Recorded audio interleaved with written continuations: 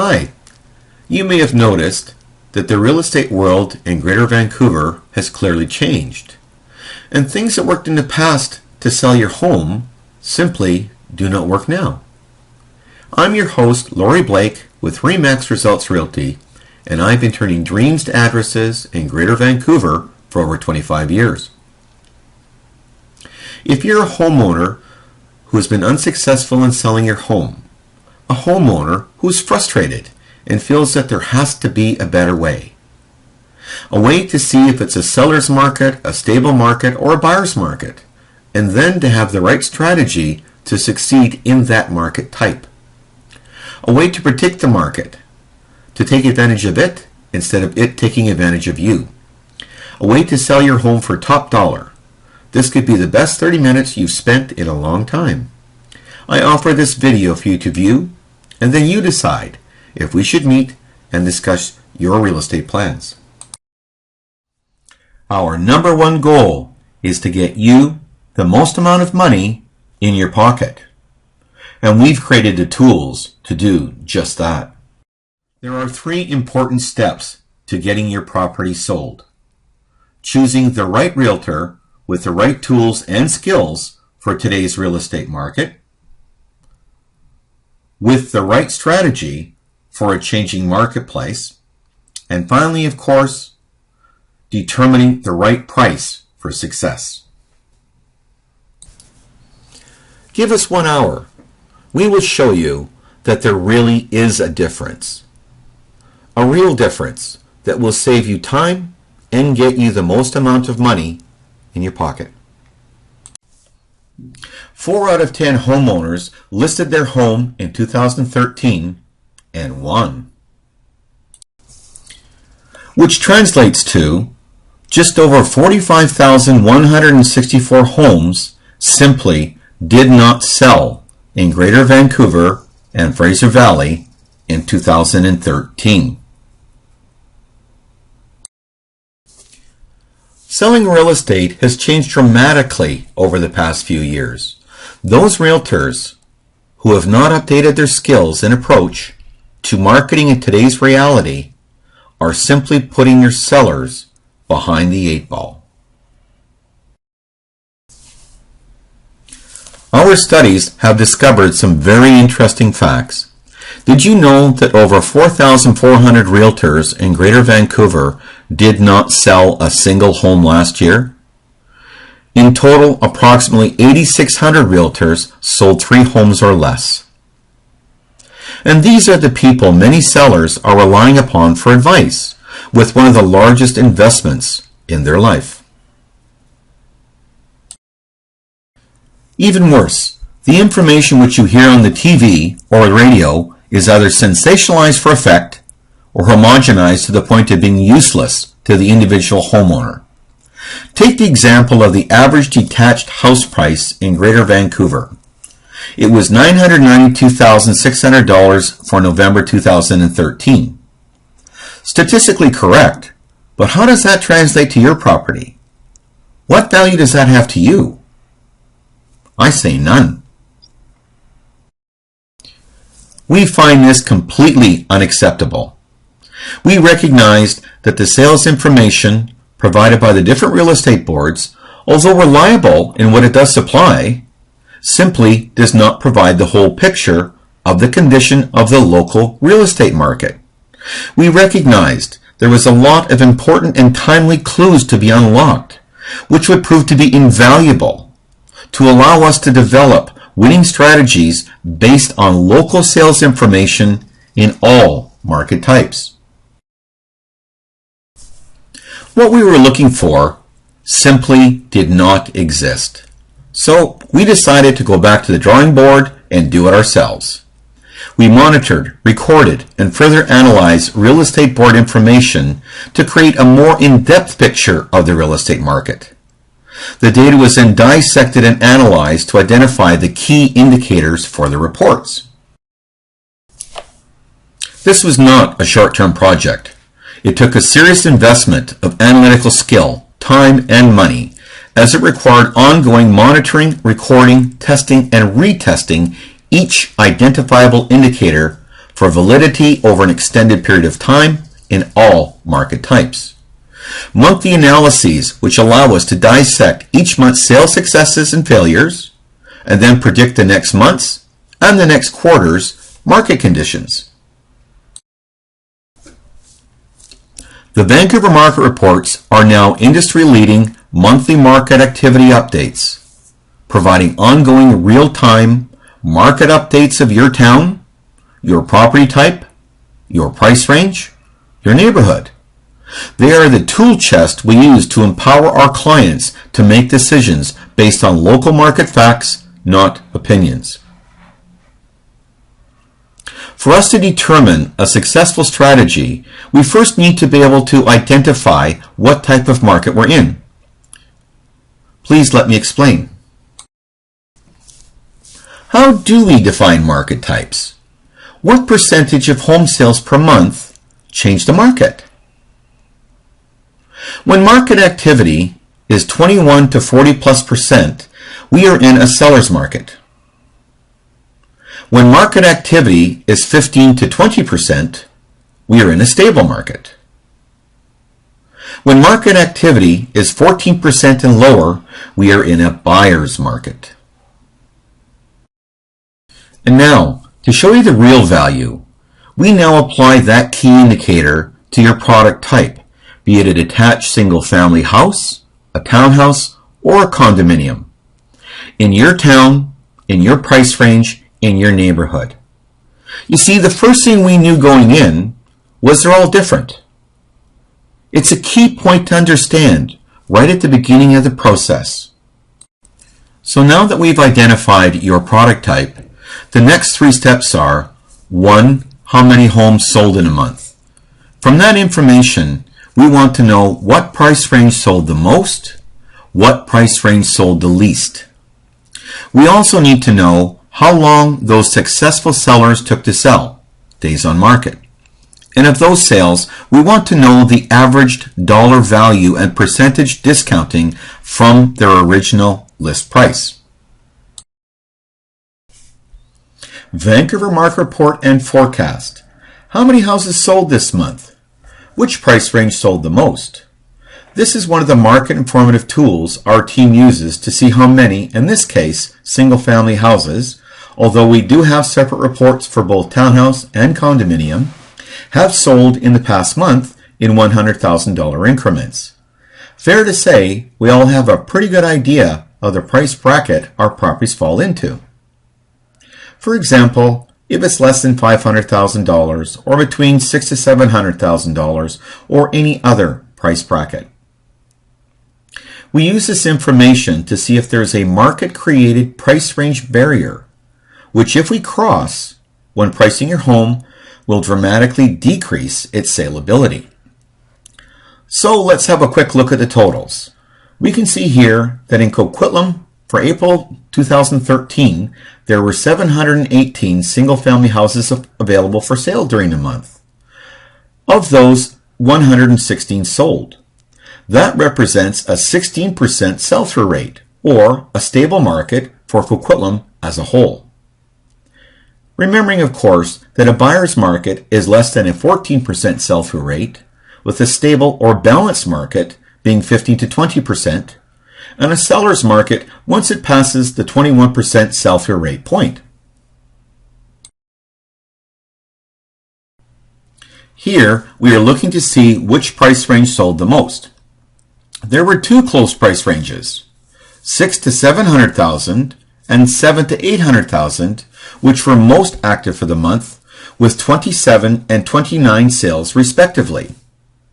Again, when we look at the totals, we also see that the homes which were successful in selling were on the market for just an average of 22 days. Their list price to sell price discount averaged just 2% for those successful sellers, representing an average discount of $12,900. You see, all things being equal, if you start right out of the gate at market value or very close to it, your opportunity for success increases dramatically, and the sales discount from sales price remains very tight as well. With these 2 examples, they were at 21.5% and 20.9% sell-through rate. And at that rate, those two price ranges are in a seller's market. Important information to know, don't you think?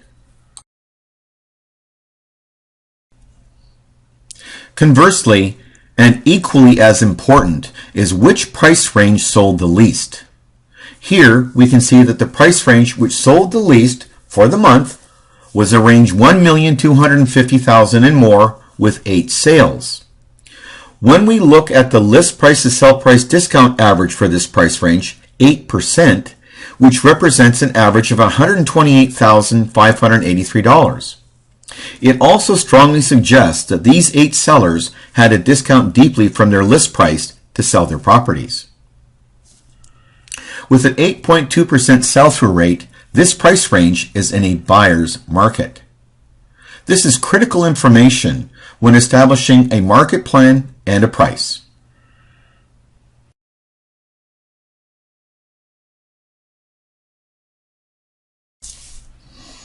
Then we look at number 2. How many homes were available for sale during the month? And then we want to know, how does that compare to last month? How does that compare to the same month last year? With the side-by-side layout, we can see the current month's activity and the monthly changes from last month. This summary provides a clear comparison and is designed to help us identify striking changes to some of the other indicators.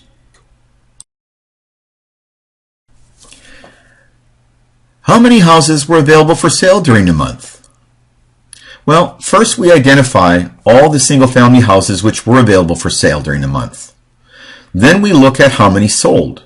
We call it the sell-through rate, as well as their days on market. To provide the most accurate picture, the Vancouver Market Report uses the starting monthly inventory plus the newly listed properties for the month, plus the terminated, canceled, and expired listings during that month to create the true total listings marketed for the month.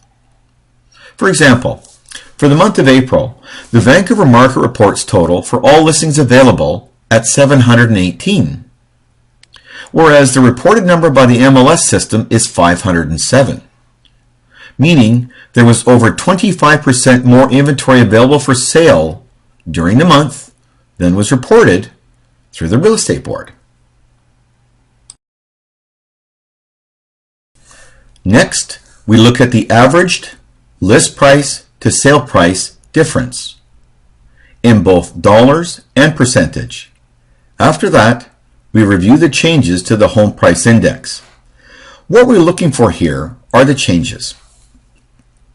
Has there been an increase or a decrease in the month-to-month listings available for sale? And then we look to see if the sales activity matches those changes. Dramatic market shifts or a pattern of ongoing doldrums will show up here.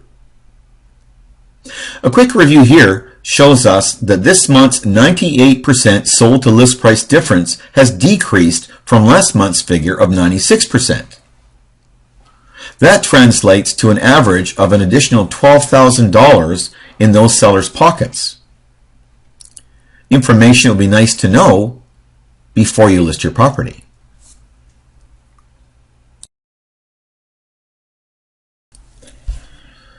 Then we look one more time at number 3.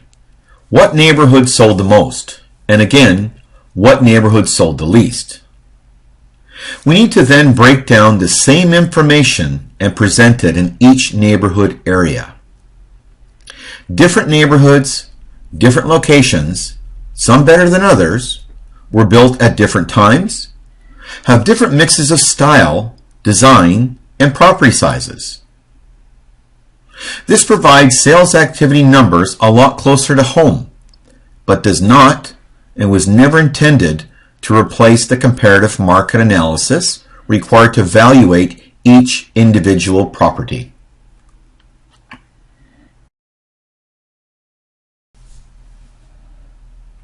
Coquitlam Single Family for April 2013. Which neighborhood sold the most? You have seen that Coquitlam as a whole has a 16% sell-through rate with an average of 22 days on the market for those successful sellers. Here, we can see the individual neighborhoods have much different results. In some cases, the markets are actually going up above that 16%, while others are going the opposite way. Let me show you the difference. Look at the top line highlighted in green, Burke Mountain. At 22%, Burke Mountain is a seller's market by activity level, with an average of 50 days on market. Now, look at the list to sale price average difference of 5%, or $48,980. We know that Burke Mountain is by and large newly constructed homes, and while there is still a strong demand, with a 5% price discount, an average of 50 days on market, it's very likely the prices will actually go down the following month.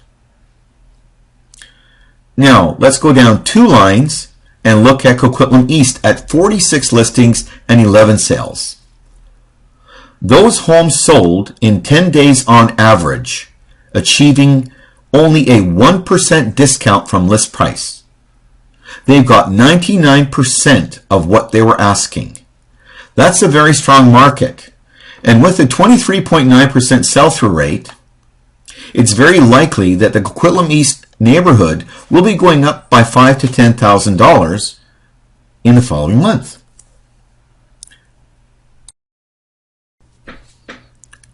Next, we're going to have a look at, which is just important once again, which neighborhood sold the least. We already know that Coquitlam as a whole is selling at a 16% sell-through rate with an average of 22 days on the market for those successful sellers. Whereas, when we look down towards the bottom of the list here at Westwood Plateau, the neighborhood specific is dramatically different. With 155 homes for sale and 10 sales, that's a 6.5% sell-through rate, and definitely a buyer's market. The list price to sale price of 97%, or $30,450, is really not that bad. But if we look closer at this neighborhood, it's very likely we would find a lot of price reductions to date. Traditionally, real estate agents will help their sellers to price their homes by showing them all the active listings. And instinctively, the seller will say, well, if his place is worth $1 million, then I'm worth $1 million. Well, the reality in this case is none of them are worth $1 million, or they would be sold. The only ones who won and put cash in the bank are the 10 individual sellers in the sold column. Because there is such an abundant supply of listings which are overpriced, it certainly looks to be a copycat situation. Bottom line, people in Westwood Plateau have priced their homes not based on market value, but by what their neighbors have priced their homes at. The results speak for themselves. Based on the data, it is very likely that prices will be going down in Westwood Plateau the following month, meaning 145 sellers will likely lose $10,000 next month. How has my local market performed this past month and year? Another way to present this information is visually. We put the past 13 months of sales on a graph to view each month's total sales activity. The blue line details the total monthly listings in each of the past 13 months, always including the same month last year. Next, we add the red line to detail the actual sales in each of those months. The corresponding bar graph across the bottom illustrates those same sales as a percentage of the total available listings, or the sell-through rate. This identifies if the market was a stable market, a seller's market, or a buyer's market. Look at the far left on the graph, March of last year, with a 26% sell-through rate. That's a full 10% higher than March of 2013. Then we start to see a slow decline that bottoms out in August and September at 9%, and then slowly starts to increase. What happened? If you recall, the Canadian government announced a change to the amortization period from 30 years to 25 years would come into effect on July 1st. Knowing that the 30-year amortization was coming, the buyers purchased in April, May, and June, causing a drop in sales activity for the following months. That change in amortization is an equivalent of a full 1% increase in mortgage rates. That in turn affected approximately 20% of the buyers. The market took a while to catch up from the effects, and by February of 2013, it shows in the sales activity that local consumer confidence was once more on the rise. Here we can see graphically how the housing price index compares to last year. It also shows us the average list price to sale price discount. We monitor and record these as a further trend analysis. Simply put, in a seller's market, we see very little discount from the list price to the sale price, and in fact often see properties selling well in excess of the original list price. In a buyer's market, we see quite the reverse, which is properties selling for much less than the list price set by the sellers for their properties.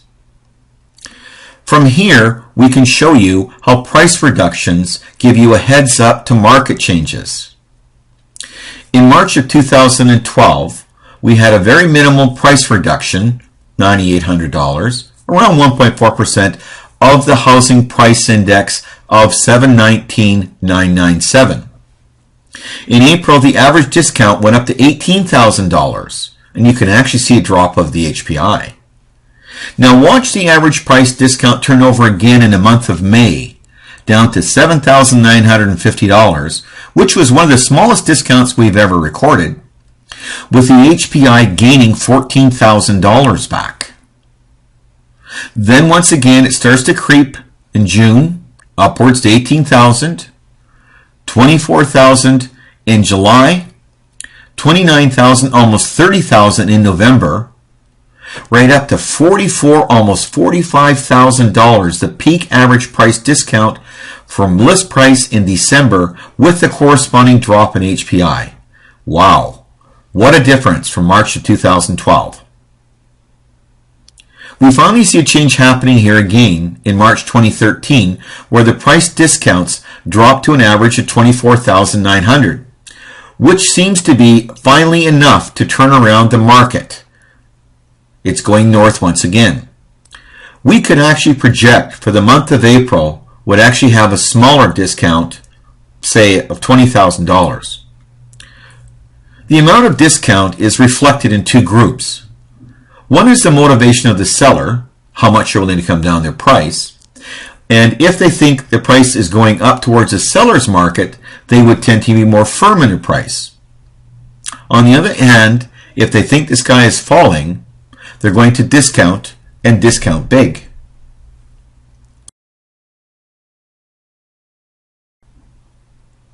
Another area we monitor are seller price reductions.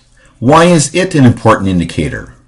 Another unique key indicator we monitor are both the average and median dollar amounts of the price reductions for the month for all listings, determining the movement of the sellers as a whole group towards true market pricing. If a pattern of increasing number and dollar amounts of the price reductions continue, it signifies the trend is towards lower sale prices. The longer the seller takes to respond to the shifting market conditions, the less money they will realize in their pocket from the sale of their property. Too often, as mentioned before, sellers rely upon TV news to inform them of the changing market conditions before making the required price adjustments. Experience has shown time and again the news is based on inaccurate, old, or at the very least dated information which they try to sensationalize for effect.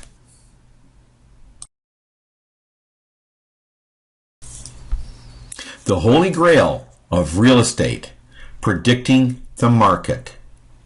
Using our technology and specialized knowledge, we are able to demonstrate whether the market is likely to go up or down.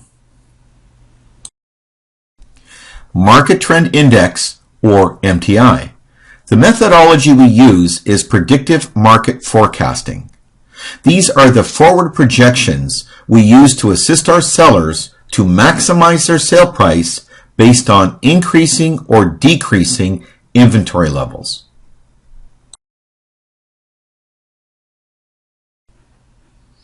MTI as a statistic methodology has been tested and proven over the past 25 plus years, providing a high degree of accuracy, plus or minus 3%, 17 out of 19 times.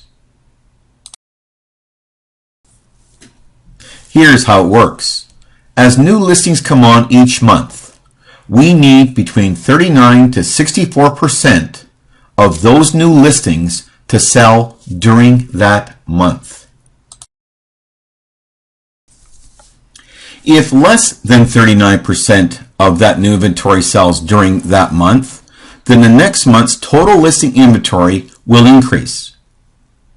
If the market trend index is showing a clear pattern of ongoing increasing inventory, along with weak sales activity below 12%, it will drive prices down. Then we use a preemptive strategy for our clients to avoid chasing the market down.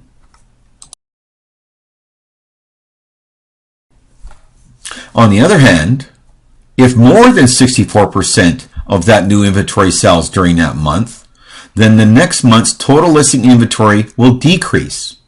That, along with a stable market, 15 to 20% sell-through rate or better, means prices are very likely to increase, giving us a great opportunity to make you even more money.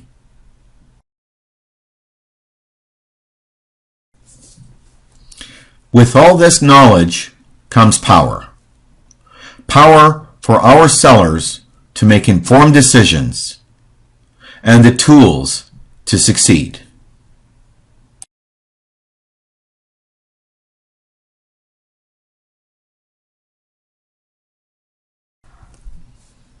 In closing, I have but one question for you.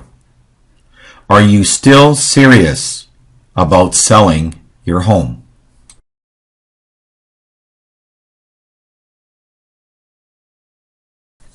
If so, give us a call.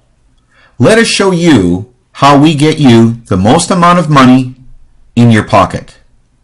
Using our 36 days program, guaranteed to sell your home in 36 days, or we'll sell it for free.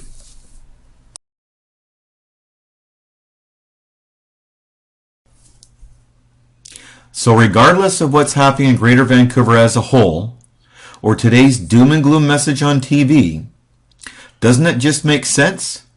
Make sense to talk to a professional who monitors the actual neighborhood sales activity important to you, who provides you with the tools to make informed decisions, good decisions based on local market facts, not opinions. I invite you to call or email me to discuss your real estate plans. I'm your host, Lori Blake, with RE/MAX Results Realty, signing off.